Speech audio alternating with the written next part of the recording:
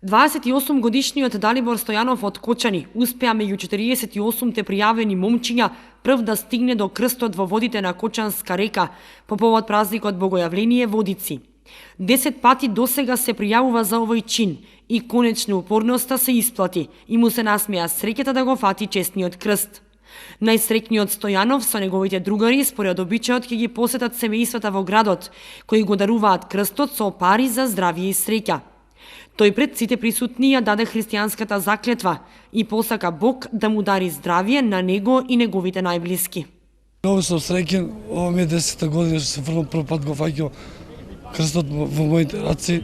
Здравје, среќа, успех, тоа и се. Имаш ли некоја последна желба годинава? Имам. Желба имам, здравје тоа.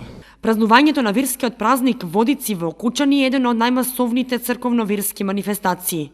Тоа беше потврдено и годинава кога покрај кеот на Кочанска река присуствуваа голем број верници. Чинот на потопување на честниот крст и осветување на водата го изврши митрополитот Брегалнички Иларион со свештеници од Брегалничката епархија. Бог се јави, честит и вечен празникот. Господ се милостивиот нека дарува мир и благосостојба на сите луѓе, на татковината наша и во целиот свет. Овој е голем празник, празник кој што Светата црква го празнува и го слави во чест на крштевањето на Христа Бога на Јордан од Јована заради нас и нашето спасение. Традиционално и во вековите наназад, еве и денеска повторно, Светиот крст се фрли, да го наречеме, во Кочанскиот Јордан, каде што еве ова младо момче го фати и го изводи од водите. Се надеваме дека Господ Бог ќе му подари здравје, мир и благосостојба и годината што настапува ќе му биде благопријатна и благословена. Годинава чинот на потопување на крстот помина без многу награди за момчето кое го фати. Причината е да не бидат наградите повод да се пријавуваат момчињата за скокање, туку верата во Бог. Од градоначалникот Радко Димитровски доби златник, а од Кочанскиот храм Свето писмо Библија. Сакам во оваа прилика на сите наши сограѓани од православна вероисповест да им го честитам големиот празник Богојавление.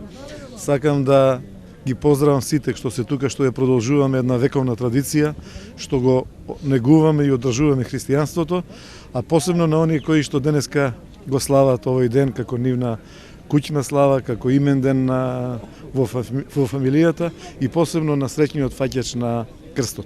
Значи, многу здравје, многу среќа и многу успеси во ова лето Господово.